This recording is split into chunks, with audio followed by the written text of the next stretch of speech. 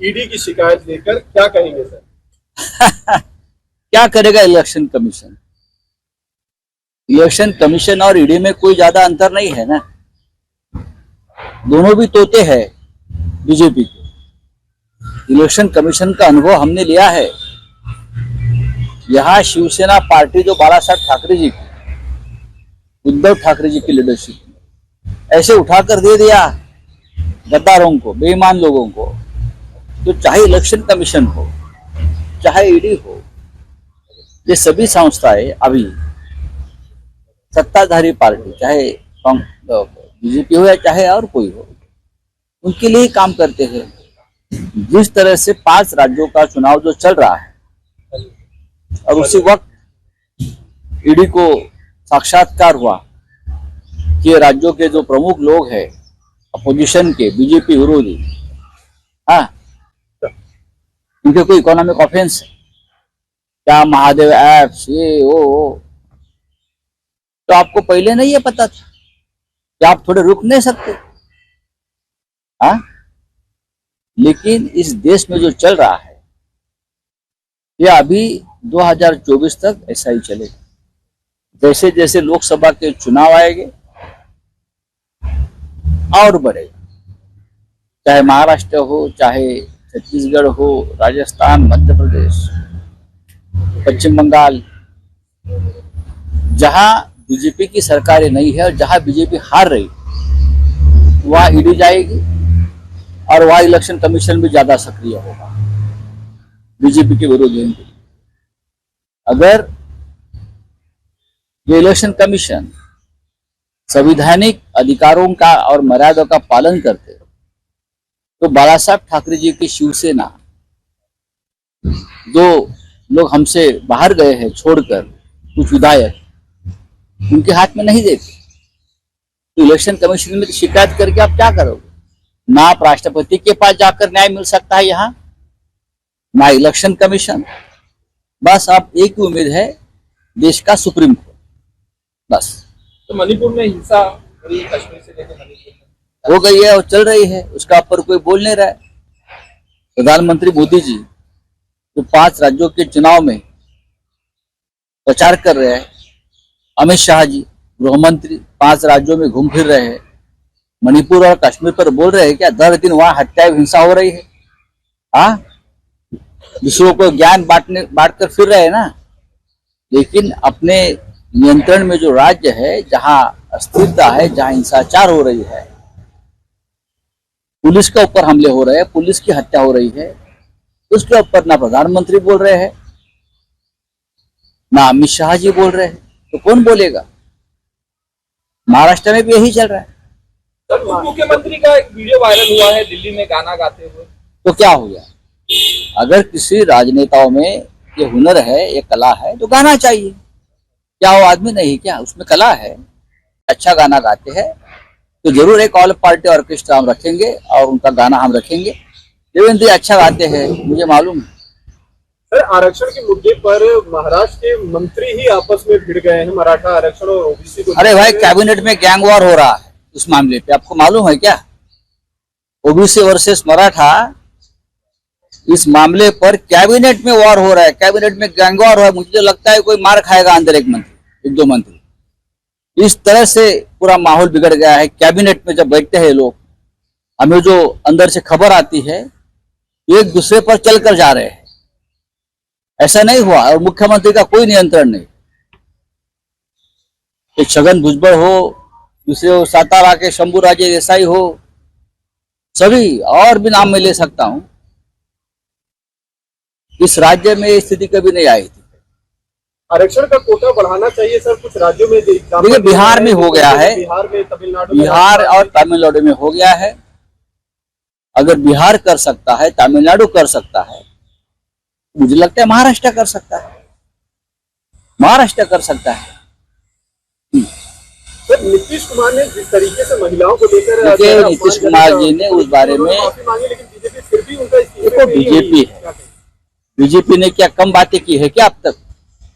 BJP ने तो दर दिन देश से माफी मांगनी चाहिए, ऐसे वक्तव्य उनके। एक नेता ने, एक मुख्यमंत्री ने अगर देश से माफी मांगी है, महिलाओं की माफी मांगी है, मुझे लगता है वो मामला खत्म हो गया। सर यहाँ पे जो है अपनी पार्लियामेंट्री पैनल ने जो है वो महिला मित्रा को जो है निकालने की बात की है, और क्योंकि जिस तरीके से उनके ऊपर एलिगेशन लगाए गए हैं, उसके साथ साथ दुबई में भी कई बार उनका आना जाना रहा है, ये सारी चीजें भी सामने आई है और मैंने अब तक देखा नहीं है ना पढ़ा है। जब मैं पढ़ूंगा तो बात करूंगा।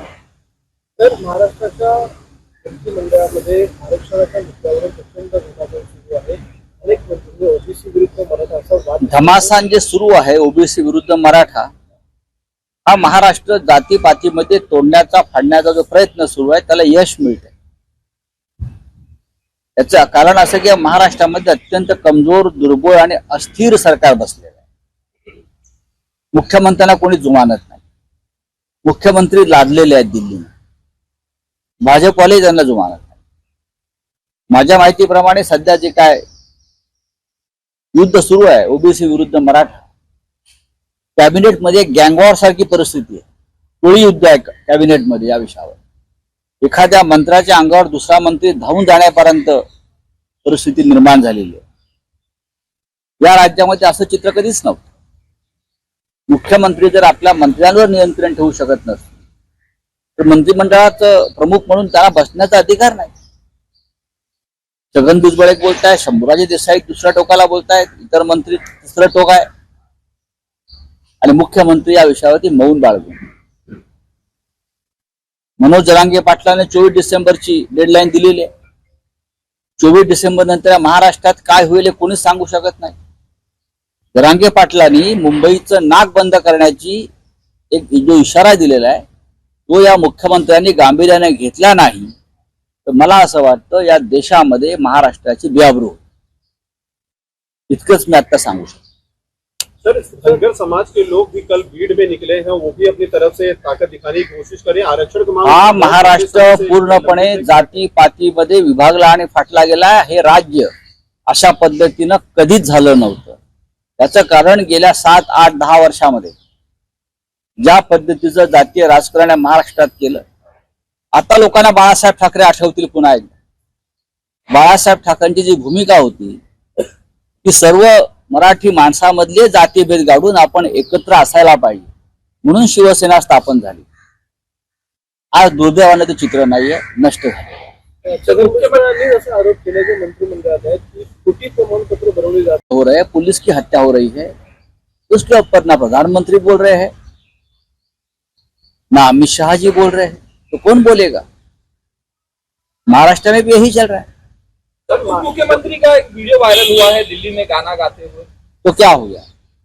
अगर किसी राजनेताओं में ये हुनर है, ये कला है तो गाना चाहिए। क्या वो आदमी नहीं क्या? उसमें कला है, उनकी पत्नी भी गाती है, तो उसका ऊपर कोई हम राजनीतिक विरोधी जरूर है, लेकिन अगर देवेंद्र जी अच्छा गाना गाते हैं तो जरूर एक ऑल पार्टी ऑर्केस्ट्रा हम रखेंगे और उनका गाना हम रखेंगे।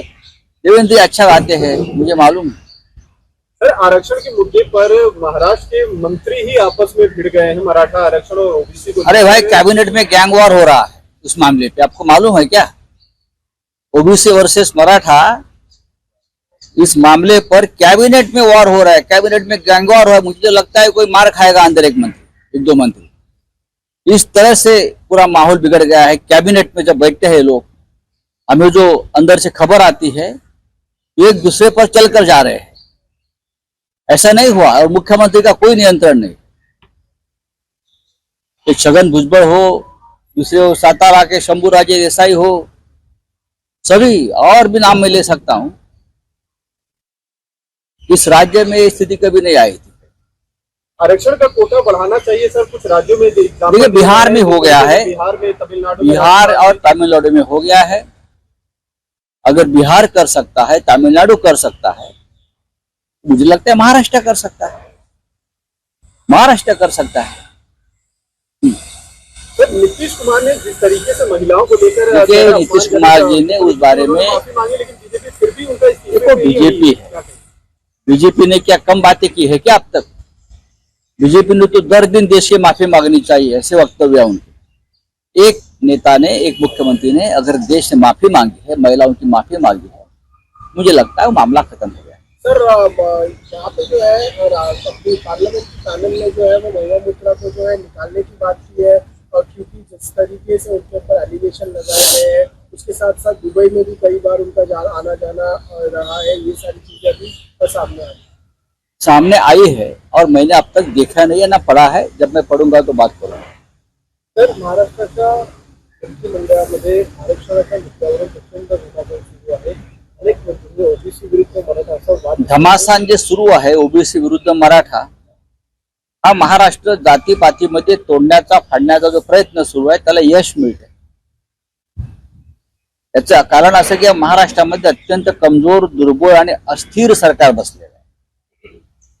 मुख्यमंत्र्यांना कोणी जुमानत नाही, मुख्यमंत्री लादलेले आहेत दिल्लीने, भाजपवाले त्यांना जुमानत नाही।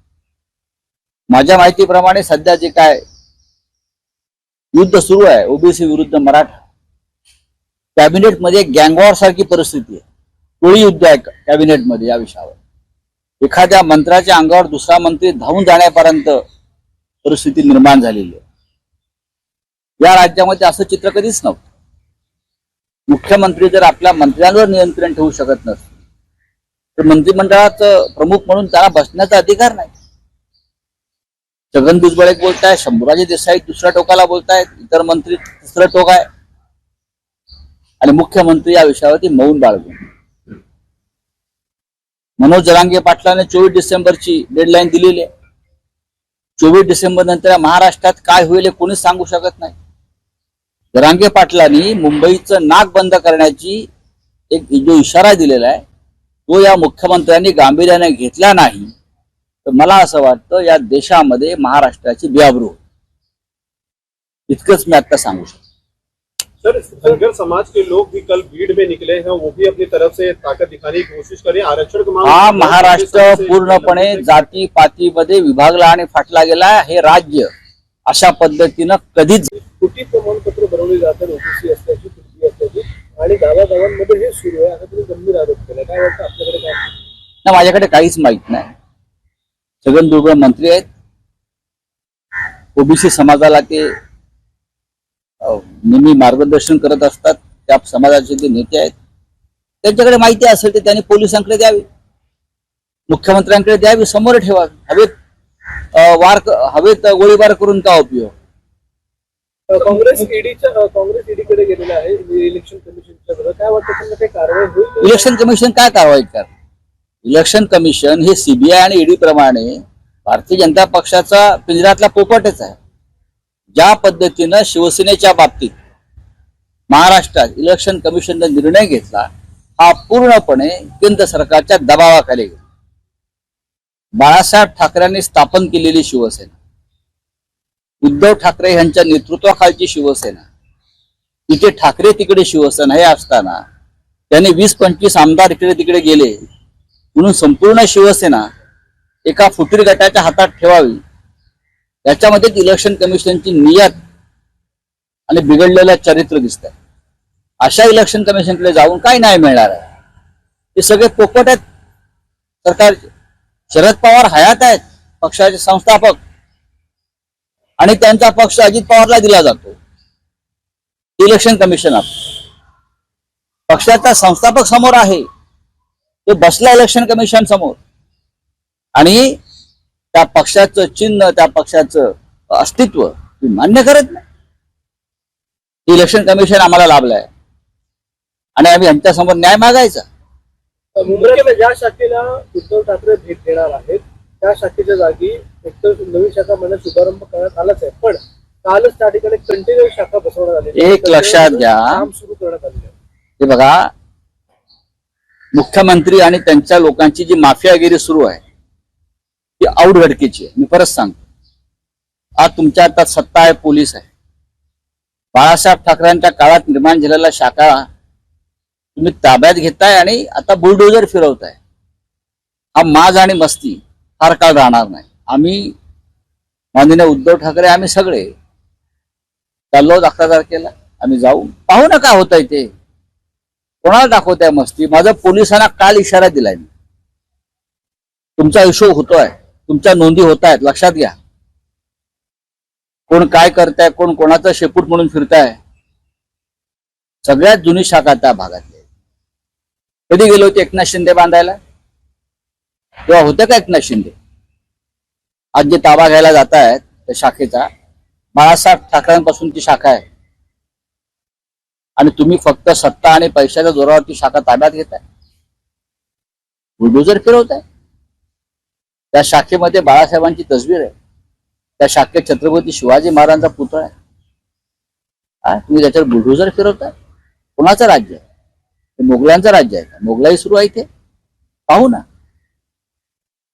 सर, शरद पवार गुट का आज सुनवाई है, अपना पक्ष को रखने के लिए इलेक्शन कमीशन ने आज का डेट दिया है. पिछली सुनवाई कोई फायदा नहीं होगा. अपना दावा किया था. कोई फायदा नहीं होगा, कोई फायदा नहीं, कोई सुनवाई नहीं होगी. सुनवाई का फार्स होता है. हम उस स्थिति से गुजर गए हैं, हमें मालूम. कोई फायदा नहीं.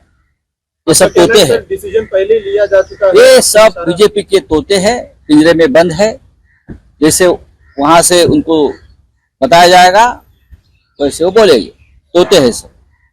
तो मुख्यमंत्री ने कहा है ओबीसी मराठा मामले में इस तरह की बयानबाजी ना हो कि दिवाली से पहले कुछ. सबसे पहले अपने मंत्री को बोलो.